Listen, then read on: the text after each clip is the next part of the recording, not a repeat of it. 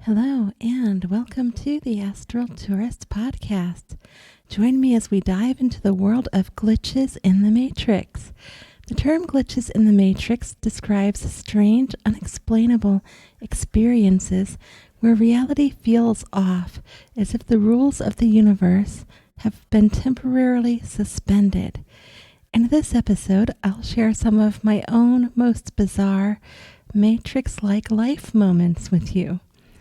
Glitches in the Matrix can manifest in many ways, such as déjà vu, the feeling that you've experienced something before, repetitive occurrences where events or situations seem to repeat in unusual ways, time lapses or memory gaps, when moments slip from memory or time vanishes entirely, unexplained coincidences where events seem too improbable to be random, and shifting objects or people, giving you the sensation that something has changed without explanation.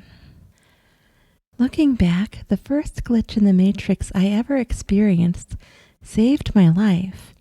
I was young, riding my bike down a large hill near my house. At first, everything felt normal, the wind rushing past me, the thrill of speed as the bike gained momentum. But then something went wrong. I couldn't slow down. The brakes were barely working, and the bike started wobbling violently, making it nearly impossible to stay in control.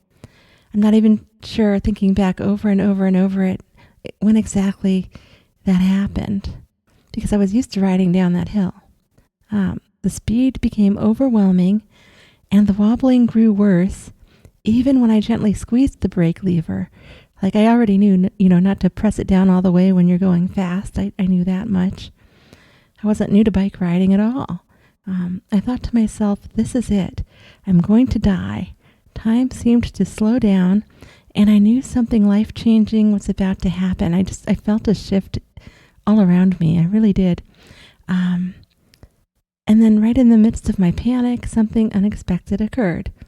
I heard a voice, clear and distinct, but it didn't come from anyone around me. There was nobody around. There was a farm in the distance, but, no one was there.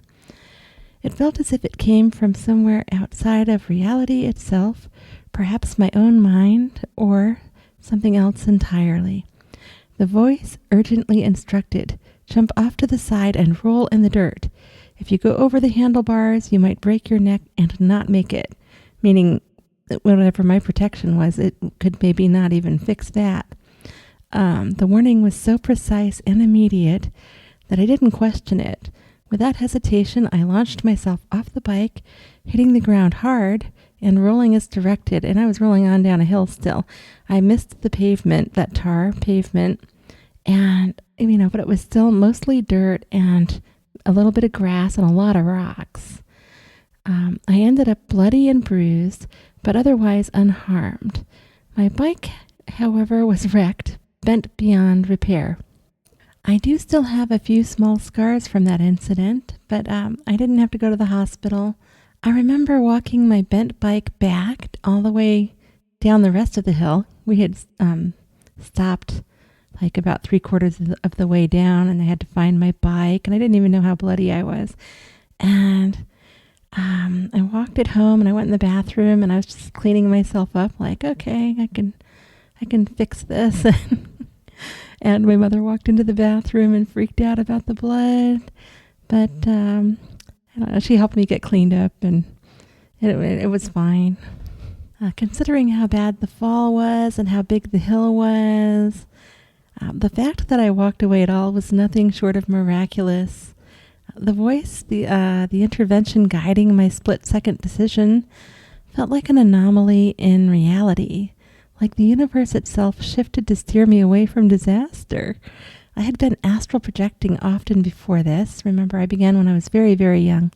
And so here I am, still young, but, able to ride the bike. And thinking back, I wonder if it was a moment when the Matrix was kind of offering me an early exit from this life, if I wanted one. I did have a challenging family situation, However, I was also having fun astral projecting, so I got a little break from it during those moments from all the family drama and stuff. So I had a sense that I had options, but when that moment was there and I was right inside it, I knew I wanted to live. That was my goal. So I wonder, was it my guardian angel, or perhaps a deep sense of intuition? Could my guardian angel have glitched reality for me in that moment? I had already seen my guardian angel and met him, but he wasn't very forthcoming with information. He would never answer questions, and I knew even not to ask him about that, because in the astral back then, he would just be like, "I'm here if you need me. Go fly." He wouldn't answer questions. He was so quiet. I still remember wanting to ask him the next time I saw him when I was doing my flying in the sky area where he would protect me, but I knew better than to do it. I knew better than to even ask. I just kind of gave him the little sideways glance like, "Was it you?" I got nothing back. No wink, no little flinch, nothing. Anyway, whatever it was, it saved my life. So we're going to jump ahead here to my late 20s, actually mid to late 20s. This is the Wish in the Mall glitch. I had a strange experience in a busy California mall. Amid the crowd, I noticed a large man charging through the aisles, knocking people over, including elderly folks. He was knocking them all out of his way. So many different people. Even this one lady in a wheelchair, he had shoved to the side, and she fell on her side in the chair. His recklessness was chaotic. I felt a surge of frustration, and without even thinking about it, I put zero thought into this. In a moment of pure instinct, I just looked right at the back of him because he was already kind of way down the hall, and I wished for him to trip and fall. I wasn't wishing to hurt him, but to stop him from causing more damage. So just moments later, to my astonishment, he was way further down the hall. He tripped and fell hard. I could see him going like way over to the side. He was, like I said, way further up the hall by then. So I didn't see exactly how it happened, like if he tripped over somebody or his own feet or whatever. I don't know. But the timing was really uncanny. The security raced by and caught him before he could get back up. So they were already after him. This hadn't gone unnoticed before I saw it. At first, I thought it was just a coincidence, like, no way. I just wish that hadn't happened. But looking back, it felt like my intention had somehow influenced reality. Now that I'm thinking back on it. At the time, I was just stunned. I just stood there in the hallway, like, not moving, because I was in shock that I wished it, and then it was right in front of me. So was it a glitch? Or just the mysterious way our thoughts can shape the world around us? The precision of it all made it feel like more than chance. And I don't know why I was so stunned, but I was. I was standing there a good 5 minutes, I don't know. In that moment, I felt like my awareness had altered the fabric of reality itself, but I was kind of unwilling to believe that at the same time. I was like, no, that couldn't have been me. No, but he tripped right then. I'll leave it for you to decide if this was a glitch in the Matrix, straight up telekinesis, or something else entirely. I'm calling this next one the Annunaki Glitch. My first encounter with the Anunnaki occurred while I was in the midst of moving to the Mount Shasta area, which was amazing for me when I got there, and my whole life developed so much afterwards. But getting there was a different story. Everything that could go wrong did, especially with my car. It felt like some kind of psychic interference. So I turned to my guides, certain that I was meant to make this move to the Mount Shasta area. But normally something like that going wrong all the time. This was for days leading up to, not just with my car too.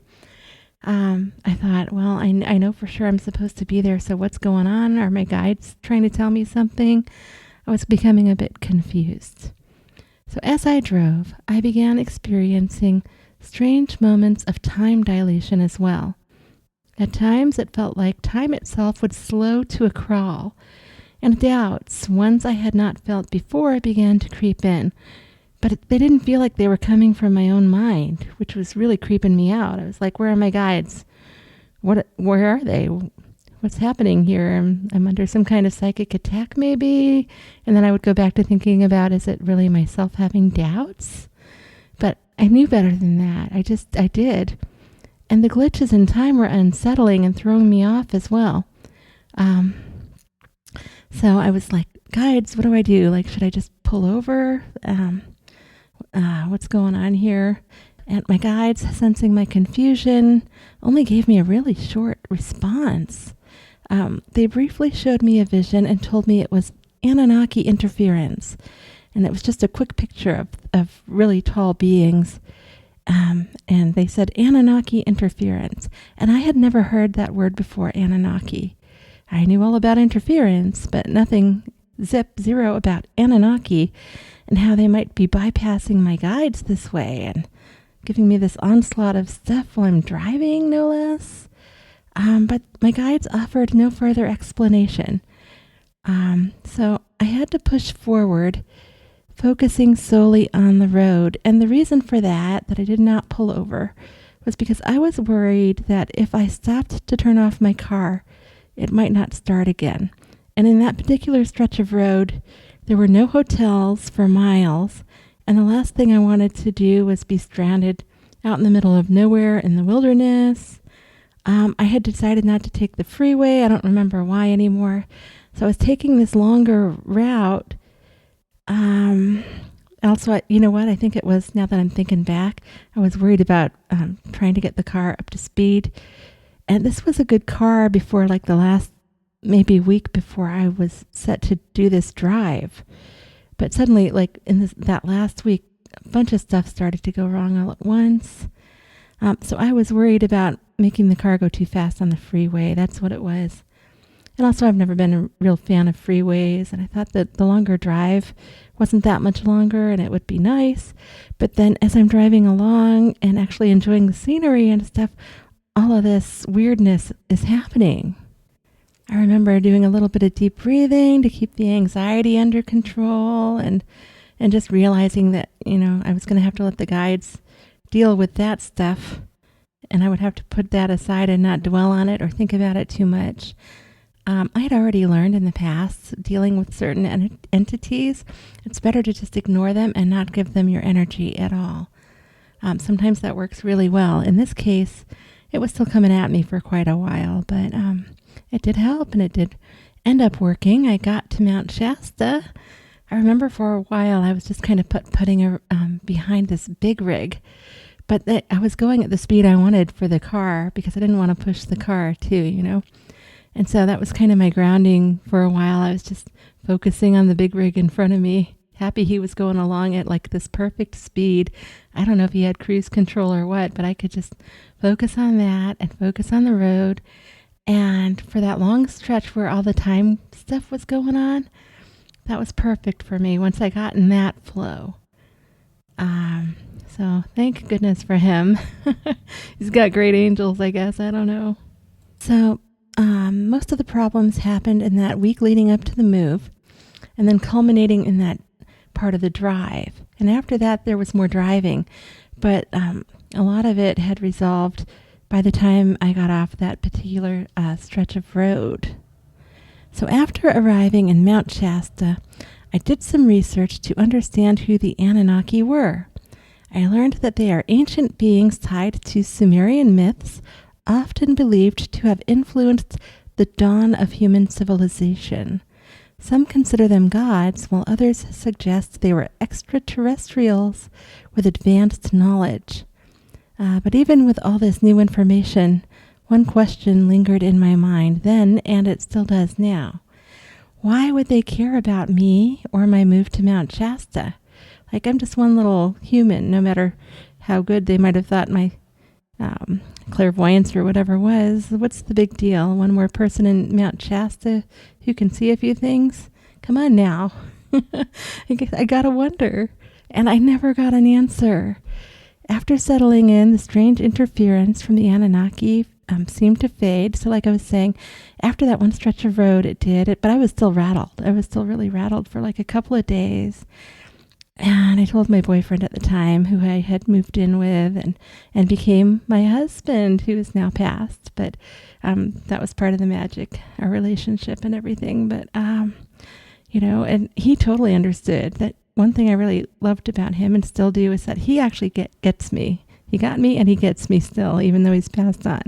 He's the one person that ever has, I think. And he was also very psychic and clairvoyant and empathic, so maybe that helped. So anyway, I was still like a little bit freaked out. He hadn't really heard of the Anunnaki either, but he believed me, And so we were doing all this research online. And the general consensus in the metaphysical community at the time was that they are allowed to influence, but not interfere directly with humans. Now, this is just what we were seeing online and from what other people had been reporting. However, time dilation, car problems, and filling my head with doubts felt pretty direct to me. I was not happy about it one bit. Even if the car issues weren't actually the Anunnaki's fault, the rest of it remained a mystery and still does. Wow, sharing that's really taken me back. It's been almost 20 years since he passed, and he still keeps an eye on me. We've moved on emotionally and stuff like that. You still have to go through all the grief and everything. But he still checks in on me a few times a year and stuff, and this is making me miss him, though, talking about this. I guess I mostly just miss having someone in my corner like that. Along with the rest. It's kind of hard to beat. So moving on, the Thanksgiving VHS Glitch. Okay, so this glitch happened on a Thanksgiving night I spent alone in my late 30s, a few years after my husband had passed on. I was watching a movie on a VHS tape that a friend had mailed to me when something strange occurred. I was rewinding a particular scene I really liked, trying to make out a sentence I couldn't fully understand. It always seemed like this one sentence was muffled or something, and I really wanted to hear what it was. I was engulfed in this show. It was some old sci-fi flick from years ago or something that had gone off the air. And you know what? Thinking back now, I don't even know which one it was. I don't know what it was, but I really wanted to hear that one part.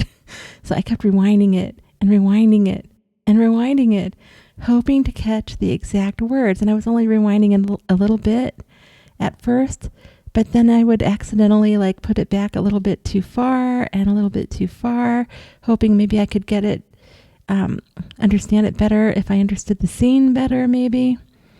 And at first I thought it was just a flaw in the tape, or maybe I had misremembered the scene, but it kept changing. The scene kept changing a little bit. Sometimes it was just a couple of words that I could hear. And I was like, I don't believe this, that I'm hearing these different words. No. And so I'd rewind it again, and I would look for the ones that I couldn't make out originally. And this kept happening. Now, keep in mind, I had previously taken cognitive psychology back in college, so I already knew all about how our minds can sometimes distort memories. And that's common. That's not a new thing. Still, this was different. It wasn't just a few words out of place. They kept shifting.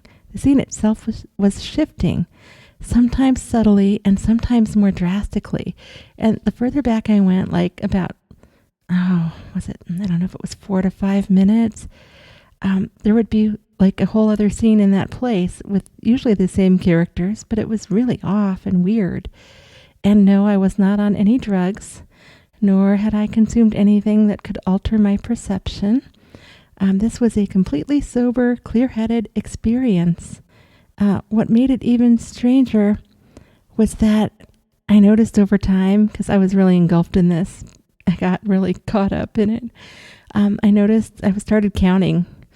After about 20 rewinds, one of the more longer alternate versions of the scene would play out. And I'd get to see this whole different version of it and be like, no way. I couldn't explain it, but I knew it wasn't just a tape malfunction. It felt like something deeper was happening, something beyond the ordinary. And I wasn't really sure if it was just happening around me, because I was still in the Mount Shasta area, and all kinds of weird stuff happens and glitches in that entire area. So let's keep that in mind too. I'm not convinced it was only about me. It could have been an area effect of some kind, maybe. So eventually I went to sleep, and when I woke up the next morning, I watched it again and rewound the tape numerous times, and nothing was changing anymore. I should have called someone over while it was happening the night before. I thought, I wish I had. But I had put it off since it was late, like, I don't know, after midnight probably. I know I started watching this thing around 10, and everything just progressed from there. So it wasn't that late when I began. But, I didn't stop rewinding this thing over and over again until like 2 or 3 in the morning or something. And of course, it being Thanksgiving night, I wasn't about to call anyone on a holiday over that at the time. I just don't know if someone would have noticed the difference too, or been like, I don't see that. I don't know. But it was weird. So moving on, years later, another strange experience occurred involving my significant other and I on a high-speed freeway Onramp in Florida. We were there for a big event about a rocket launch, and we were going back to a hotel. He was driving when suddenly a car appeared, coming up on us way too quickly. There was no room for it to pass, and it looked like it was going to crash into us. In that split second, something remarkable happened. The entire rental car lifted up and shifted over to the left, just enough to avoid the oncoming car on the right. I even felt it lightly touch back down, which was wild. I was like, no, not again. It didn't just happen again. At the same time, I was pretty relieved because that could have been a really bad pileup. There were other cars behind us going pretty fast onto the on-ramp as well. The most bizarre part is my significant other, who was actually doing the driving, didn't notice anything again. He continued on as if everything had unfolded normally. It was as if I alone had experienced the shift, while he remained oblivious. So how could we both be in the same place at the same time, yet perceive the event so very differently? I was left with the eerie sense that time and space had somehow been manipulated once more, but I was really happy about it because, again, that meant I got to live. Yay! This next one is also a glitch regarding my significant other. I call it the Halloween stumble glitch. There was the Halloween where my significant other had just bought a new car. We were in a parking lot. It was already icy and raining, making the ground extremely slippery. He stumbled backwards over a divider in the parking lot. I almost saw it coming. I told him, be careful of the divider. I had already told him like twice. I do feel like he was listening to me, but I guess not enough. And he was trying to carry some things from the car to take inside as well. And I was like, let me take that. I tried everything to avoid this. He still somehow went backwards over that divider. Time itself seemed to stretch out once more. By then I was getting used to these glitches. His body hung in midair as his limbs rearranged themselves, as though gravity or physical laws had momentarily paused. I even heard voices this time, I kid you not. One spoke in the third person, commenting on how I could see the whole thing unfold, and the other said, don't worry about it, because I was already familiar with this kind of thing. So one was very familiar with me already, if these were angels. One already knew me all right. The other did not seem to. They were like worried about me seeing it. So I tried to move to reach out as he fell backwards, but I too had been frozen in place. Like I had seen it coming, and I tried to catch and stretch forwards and grab a hand. And all I could do was hope that these invisible voices could actually reposition him enough so that a fall wouldn't be bad. I was just frozen. Actually, I was about to say I've never felt so helpless, but I have. I did when I was a baby and astral projected for the first time. It was a really helpless feeling then. So when time snapped back to normal, it was actually skipped ahead slightly. He had simply already righted himself as if nothing had happened at all. And I didn't, observe when time went forward. I actually did not observe that part. He didn't notice a thing. He didn't even remember falling backward or stumbling.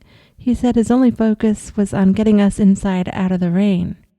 And that was pretty much it for him, where I experienced all the rest of this. So these have been the main glitches I've observed in my own life so far. Reflecting on these glitches has made me realize that reality is far more fluid and malleable than we often believe.